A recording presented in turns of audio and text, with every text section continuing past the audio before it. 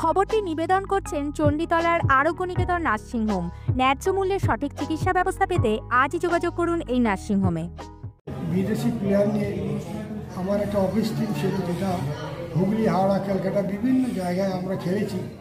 মোট 900টা ফুটবল খেলেছি, 900 টুর্নামেন্ট খেলেছি। তাই 900 টুর্নামেন্ট হলে মানে একটা টুর্নামেন্ট হচ্ছে 6টা করে খেলা, তাহলে 150 টুর্নামেন্ট আমাকে খেলতে হয়েছে। আর 150 টুর্নামেন্টের মধ্যে একটা বাদ দিয়ে 149টা ট্রফি আমি বাড়িতে এনেছি।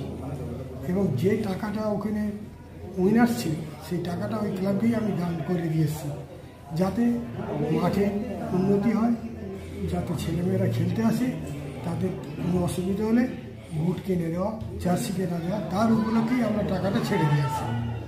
আর আমি ওই খেলাটা খেলেছিলাম বলে আইএফএ থেকে আমাকে কল করেছিল এবং বলেছিল যে ডাক্তারবাবু, আপনি যদি এই খেলাটা খেলেন তাহলে কলকাতা মাঠে কোনোদিন লোক হবে না।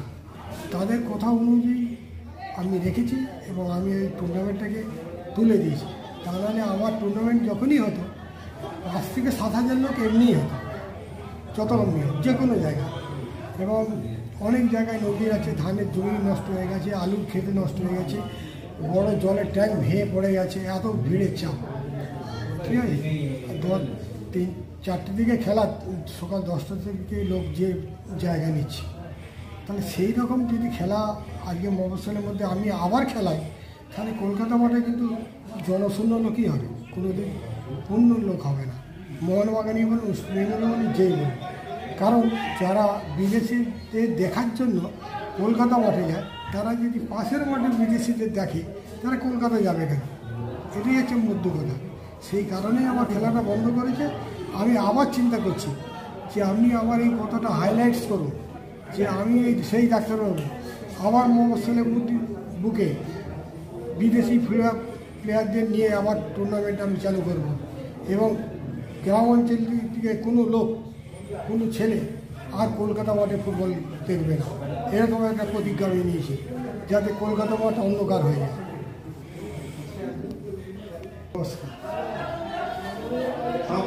এই খবরটি নিবেদন করছেন সৌজন্য সাবস্পিকার ফুডস।